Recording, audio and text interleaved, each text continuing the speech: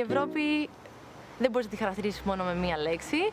3 λέξεις που περιγράφουν για μένα την Ευρωπαϊκή Ένωση είναι η διαπολιτισμικότητα, η αλληλεξάρτηση και οι αντιθέσεις. Η επικοινωνία, η ανάπτυξη και η μέριμνα. Η οικονομική συμμαχία. Η δεύτερη είναι η πολυπολιτισμικότητα και η τρίτη είναι συλλογικότητα. Η γνώμη μου για την Ελλάδα ως χώρα μέλος της Ευρωπαϊκής Ένωσης είναι και καλή και κακή. Θεωρώ ότι τα καλά είναι το ότι είμαστε μέλος μιας συλλογικότητας και τα κακά είναι ότι είμαστε σχετικά πίσω σε υποδομές ώστε να μπορέσουμε να εφαρμόσουμε τις οδηγίες. Όσον αφορά το αν θα ήθελα να αποχωρήσει η Ελλάδα από την Ευρωπαϊκή Ένωση, θα έλεγα σίγουρα όχι. Μάλιστα θα ήθελα να έχει και πιο ενεργή θέση. Διότι υπάρχουν πάντα λύσεις και θα ήταν σωστό να τις βρούμε, να αντιμετωπίσουμε τα προβλήματά μας και να μείνουμε μέλος της Ευρωπαϊκής Ένωσης. Από την άλλη, νομίζω ότι τα μειονεκτήματα είναι πιο πολλά από τα πλεονεκτήματα. Νομίζω ότι υπάρχουν συγκεκριμένες χώρες οι οποίες υπερτερούν άλλων στην Ευρωπαϊκή Ένωση και παίρνουν αποφάσεις για όλες τις χώρες, χωρίς να τις υπολογίζουν. Οι ανησυχίες μου κυρίως για την Ευρωπαϊκή Ένωση είναι το κατά πόσο θα μπορέσει να ανταποκριθεί στα προβλήματα που όντως αντιμετωπίζουν οι κοινωνίες κάθε χώρας. Η Ελλάδα, σαν χώρα και σαν λαός, μπορεί να προσφέρει πολλά καλά αγαθά και συναισθήματα στους υπόλοιπους κατοίκους της Ευρώπης μέσα από τις νοοτροπίες, τα ήθη και τα έθιμά της και να τους κάνει πιο εκφραστικούς και πιο φιλόξενους. Νιώθω τον αντίκτυπο της Ευρωπαϊκής Ένωσης στην καθημερινή μου ζωή από το πιο μικρό πράγμα που είναι ότι χρησιμοποιώ κάθε μέρα το ευρώ. Δηλαδή η καθημερινότητα επηρεάζεται πάρα πολύ από το γεγονός ότι βρισκόμαστε όλοι στην Ευρωπαϊκή Ένωση. Βέβαια αυτό γίνεται και λίγο αντιληπτό περισσότερο όταν έρχεσαι σε μια ηλικία που αρχίζεις και εκτιμάς λίγο κάποια πράγματα. Όπως π.χ. το να είσαι Ευρωπαίος πολίτης και να έχεις κάποιες παροχές υγείας σε ένα άλλο κράτος, το να θεωρείσαι ως νέος και να έχεις κάποιες οικονομικές ωφέλειες. Οπότε ναι, νομίζω ότι στην καθημερινότητα έχουμε πολύ αισθητή η διαφορά του να είσαι πολίτης της Ευρωπαϊκής Ένωσης. Κάποιες πρακτικές που έχω δει ότι βοηθάνε τα άτομα σε κράτη-μέλη της Ευρωπαϊκής Ένωσης είναι αυτές, ας πούμε, της ελεύθερης μετακίνησης, είτε αυτές έχουν να κάνουν με δουλειά, είτε με ταξίδια, είτε με φοιτηση σε κάποιο πανεπιστήμιο. Και πιστεύω ότι αυτό είναι πάρα πολύ βοηθητικό για να καταπολεμηθούν οι διακρίσεις, αλλά και να δημιουργήσει ένα μεγαλύτερο safe space εργασιακό για τα άτομα εντός της Ευρωπαϊκής Ένωσης. Απλά αυτό δεν συνεπάγεται ελεύθερη κυκλοφορία των πολιτών. Δηλαδή, ένας Έλληνας, ας πούμε, που θέλει να εργαστεί στη Σουηδία, δεν έχει δικαίωμα ψήφου όσο ζει εκεί. Ή αντίστοιχα, ένας Σουηδός, αν έρθει, ας πούμε, να εργαστεί στην Ελλάδα. Επομένως, πάλι υπάρχει ένας αποκλεισμός, ας πούμε, στα δικαιώματα σε αυτό το επίπεδο. Οι ευρωπαϊκές πολιτικές πιστεύω ότι βελτιώνουν τη ζωή των ανθρώπων όταν στην πραγματικότητα επικεντρώνονται στην διευκόλυνση των ατόμων με μειωμένες ευκαιρίες. Όσον αφορά τα προγράμματα Εράσμους, το ότι μπορούν να συμμετέχουν νέοι από διάφορες χώρες και να ανταλλάξουν απόψεις και να συζητούν και να συνεργάζονται για ένα κοινό στόχο ενός προγράμματος, πιστεύω ότι είναι κάτι το πολύ όμορφο και πολύ ξεχωριστό που γίνεται. Οι οικονομικές βοήθειες υπάρχουν σε αρκετά πράγματα στις χώρες. Π.χ. στη δικιά μας υπάρχουν κονδύλια τα οποία γίνονται για την κατασκευή δρόμων, για την ανάπτυξη της χώρας. Ωστόσο, θεωρώ ότι δεν κάνουν κέραιες παρεμβάσεις σε κάθε χώρα ώστε να λυθούν τα προβλήματα. Μ' αρέσει η πολυπολιτισμικότητα της Ευρωπαϊκής Ένωσης, διότι πιστεύω ότι με ένα πρώτο βλέμμα φαίνεται δύσκολη ως ακατόρθωτη, αλλά μέσα από την ιστορία έχουμε δει ότι μετά από δύσκολες μάχες, συγκρούσεις κλπ. Βγήκαν ωραία πράγματα για την επιστήμη, τον πολιτισμό και για κοινωνικά θέματα. Είμαστε λύση, αλλά οι κοινωνίες δεν στο μαθαίνουν αυτό από την αρχή της ζωής σου. Αλλά παρόλα αυτά, στο 2020 βλέπεις πάρα πολλές κινήσεις ώστε να μπορέσουμε να γίνουμε ίσοι και να αναπτύξουμε μέσα μας την έννοια της ισότητας. Πιστεύω ότι δεν είμαστε όλοι στην Ευρωπαϊκή Ένωση, γιατί υπάρχουν διακρίσεις σε ό,τι αφορά τις επαγγελματικές ευκαιρίες, την ευκαιρία στην εκπαίδευση, στη σύντηση, στη στέγαση. Υπάρχουν διαχωρισμοί ακόμα και ανάμεσα στα φύλλα, παρόλο που έχουμε 2020, στο σεξουαλικό προσανατολισμό και θεωρώ ότι όλα αυτά θα έπρεπε πλέον να αλλάξουν.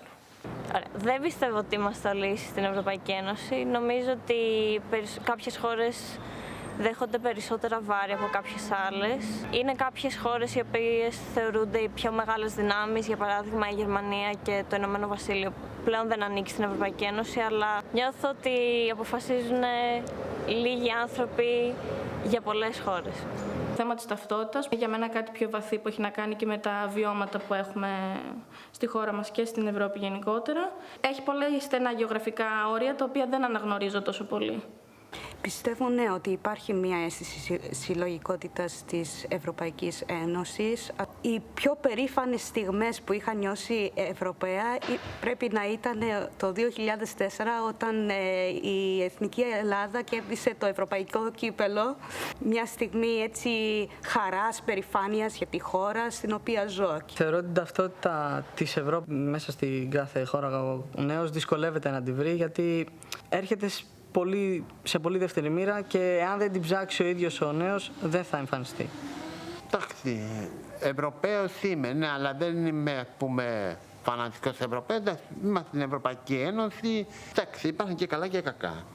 Εντάξει, αυτό είναι τα καλά που αποκτούμε και αυτά κάτι μας κάνουν και μας βοηθάνε. Θεωρώ ότι στηρίζει τους νέους η Ευρωπαϊκή Ένωση μέσα από διάφορα προγράμματα. Ένα από αυτά είναι το πρόγραμμα Erasmus, το οποίο συμμετείχα το 2014. Θα ήθελα να συμμετάσχω σε Erasmus Plus ειδικά, διότι έχω τελειώσει τις σπουδές μου, αλλά λόγω του κορονοϊού, δυστυχώς, θα πρέπει να περιμένει.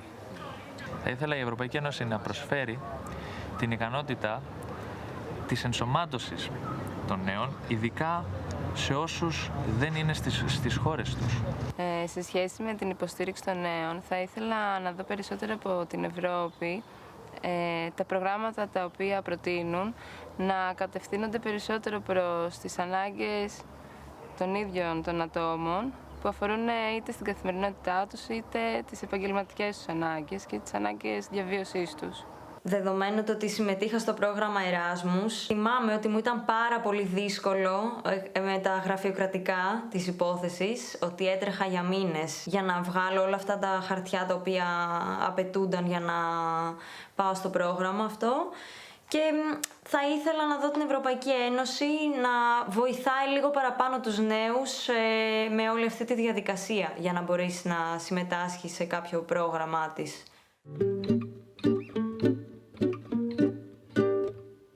Η αλήθεια είναι ότι πιστεύω σχετικά με την καταπολέμηση της ανεργίας των νέων θα μπορούσε να γίνουν πολλά περισσότερα.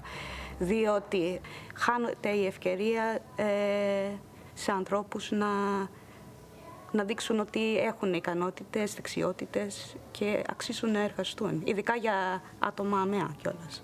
Θα μπορούσε να υπάρχει περισσότερη ενημέρωση στους νέους, γιατί ειδικά εμείς που είμαστε κοντά στα 25 και έχουμε βιώσει την οικονομική κρίση, από μικρή ηλικία δηλαδή, όταν ψάχναμε να δούμε με τι θα ασχοληθούμε, είχαμε πάρα πολύ στο μυαλό μας το τι θα έχει επαγγελματική αποκατάσταση και θα ήθελα να υπάρχει λίγο περισσότερη ενημέρωση σχετικά με το αντικείμενο αυτό καθεαυτό του καθενός σε ουσιαστικό πλαίσιο.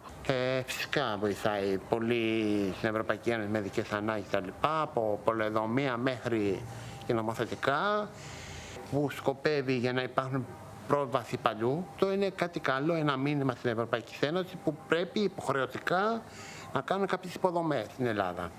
Είμαστε ΚΙΝΤΣΕ που απασχολεί άτομα με αναπηρίες.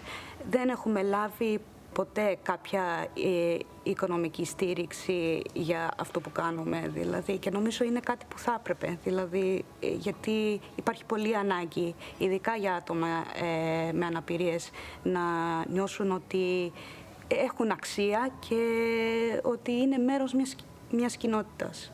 Το αξίζουμε. να υπάρχει στήριξη και παράλληλα υπάρχει πολύ ανάγκη γι' αυτό.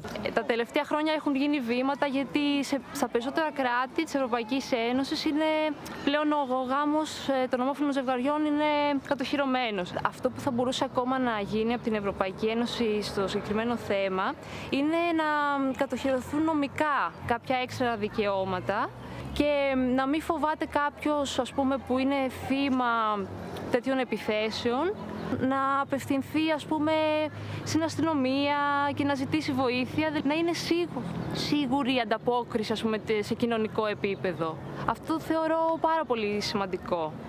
Αυτή η ομάδα που θα διαλέξω εγώ είναι οι άστεγοι. Θεωρώ ότι ενώ γνωρίζουμε το πρόβλημα, έχουμε ακόμα πολλά βήματα να κάνουμε ώστε να αποκατασταθεί πλήρως. Θα ήθελα να δω, εκτός από λεφτά για προγράμματα και υποδομές, κάτι πιο πρακτικό, όπως αυτό θα ήταν οργάνωση προγραμμάτων εθελοντισμού από φοιτητές. Θα μπορούσαν να βοηθήσουν στην προκειμένη περίπτωση. Δεν συμφωνώ με τον έως τώρα τρόπο αντιμετώπισης της προσφυγικής κρίσης από την Ευρωπαϊκή Ένωση. Γιατί θεωρώ ουσιαστικά ότι δεν υπάρχει κάποιος τρόπος αντιμετώπισης. Είναι ένα πρόβλημα με το οποίο δεν ασχολείται επί της ουσίας κανένας και όταν ασχολούνται σίγουρα δεν ασχολούνται με τα σωστά σημεία που θα έπρεπε. Και αυτό γιατί χρηματοδοτεί διάφορα προγράμματα ή οργανώσεις που αποσκοπούν στη βοήθεια των προσφύγων, αλλά θεωρώ ότι δεν υπάρχει έλεγχος για το πού καταλήγουν αυτά τα χρήματα και πολλές φορές πιστεύω ότι υπεξαιρούνται από ιδιώτες ή το κάθε κράτος δεν τα διαχειρίζεται για το συγκεκριμένο θέμα. Θεωρώ ότι οι πρακτικές ένταξης για αρχή είναι πάρα πολύ αργές, όπως έχει να κάνει με την καταγραφή αίτησης για παροχή ασύλου, τα οποία είναι διαδικασίες οι οποίες θα έπρεπε να γίνονται πιο γρήγορα. Να ασχοληθούν με την ένταξη των προσφύγων στις χώρες που εισέρχονται, να τους μάθουν τη γλώσσα της κάθε χώρας, να τους δώσουν τα στοιχειώδη για την καθημερινή διαβίωση, στέγη και τροφή, να υπάρχει τακτικός ιατρικός έλεγχος, να εμβολιάζονται, να ελέγχονται και να έχουν και ψυχολογική υποστήριξη. Πιστεύω ότι θα έπρεπε να το κάνει γιατί θα μπορούσε να τους χρησιμοποιήσει για καλό δικό της χώρας και όχι να τους έχει περιθωριοποιημένους και να μην τους δίνει σημασία και να μην βοηθιέται ούτε η ίδια ούτε οι πρόσφυγες. Θα μπορούσαν, για παράδειγμα, να ενταχθούν σε μικρές κοινότητες και να υπάρξουν προγράμματα όπου θα στηρίξουν την αναβίωση αυτών των τόπων μαζί με νέους ανθρώπους. Πρέπει να τους λύσουμε το πρόβλημα του γιατί έρχονται. Δηλαδή πρέπει να γίνουν καλύτερες ενέργειες στις χώρες τους, ώστε να μπορούν να είναι βιώσιμες και να έχουν καλύτερες συνθήκες ήδη εκεί, ώστε να μην χρειάζεται να μετακινηθούν. Και θεωρώ επίσης ότι επειδή σύντομα ενδεχομένως θα έχουμε και περιβαλλοντολογικούς πρόσφυγες, πρέπει να λυθούν τα ζητήματα ως προς το γιατί ο κόσμος μετακινείται.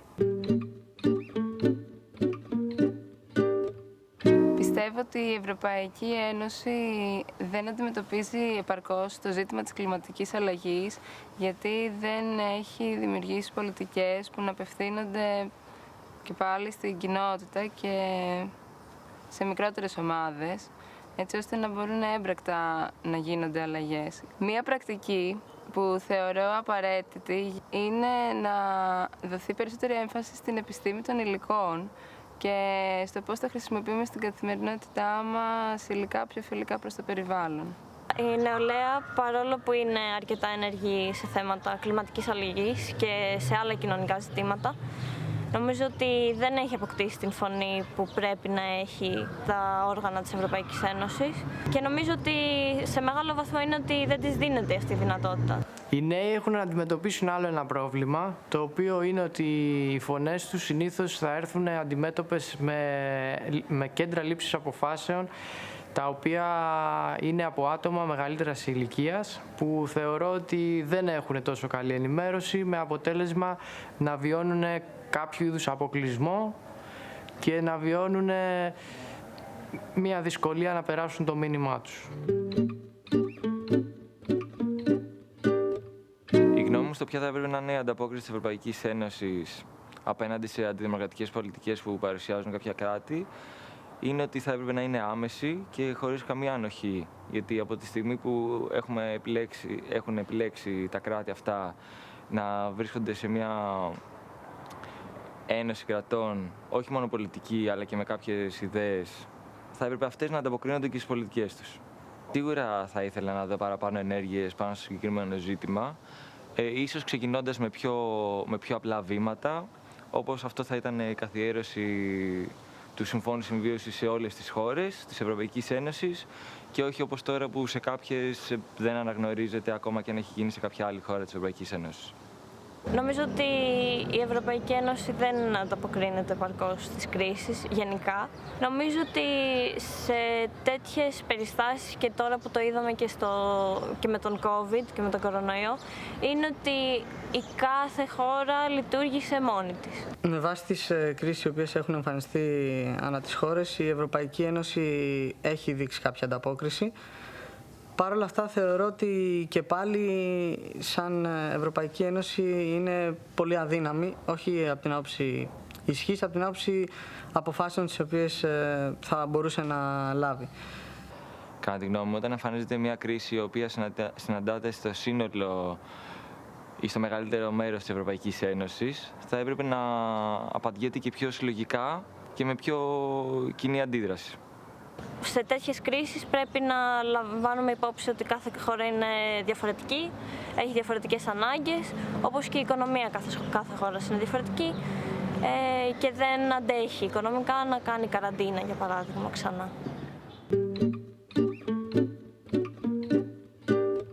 Πιστεύω ότι υπάρχει διαφάνεια στην εκμετάλλευση των ευρωπαϊκών πόρων έως ένα βαθμό.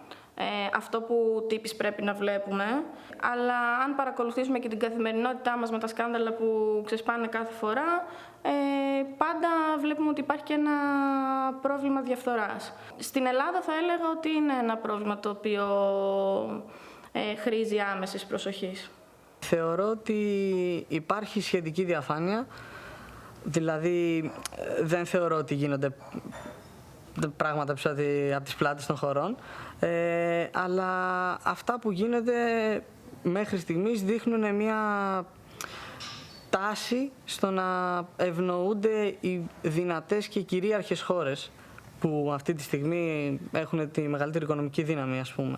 Έλεγχοι και μέτρα που θα μπορούσαν να αποτρέψουν, εκτός από τις διεθνείς βάσεις οι οποίες άπτονται του θέματος, θα μπορούσαν να είναι μηχανισμοί που είναι εντελώς αντικειμενικοί και εξωκρατικοί, ώστε να μπορούν να κάνουν το monitoring των κονδυλίων και αντίστοιχα αυτός που θα το διαχειρίζεται να είναι υπόλογος ουσιαστικά και όχι μόνο τυπικά για το πού πάνε τα κονδύλια αυτά. Το γεγονός ότι πολύ πρόσφατα σχετικά βγήκε Υπουργός Εξωτερικής Πολιτικής της Ευρωπαϊκής Ένωσης, δηλώνει ότι πρώτον η Ευρωπαϊκή Ένωση δεν είχε ομοφωνία μέχρι τώρα ως προς την εξωτερική πολιτική της και ότι ακόμα και σήμερα είναι κατευθυνόμενη από τα κράτη-μέλη τα οποία είναι λίγο πιο ισχυρά. Η Ευρωπαϊκή Ένωση έχει το καλό το ότι έχει τις μεγάλες οικονομικές δυνάμεις όπως είναι η Γαλλία και η Γερμανία αυτή τη στιγμή. Έχει γεωστρατηγική θέση σε σχέση με τη Ρωσία και μπορεί να παίξει και καταλυτικό ρόλο και να βοηθήσει να πρεσβευτούν ανθρώπινα δικαιώματα, τα οποία οι άλλες τρεις δυνάμεις ενδεχομένως κάποιες φορές λίγο να μην δίνουν τόση σημασία.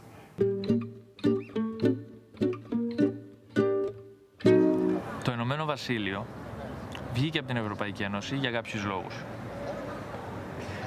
Η Ευρωπαϊκή Ένωση δεν θα έπρεπε να κρατήσει έχθρα για κανέναν λόγο.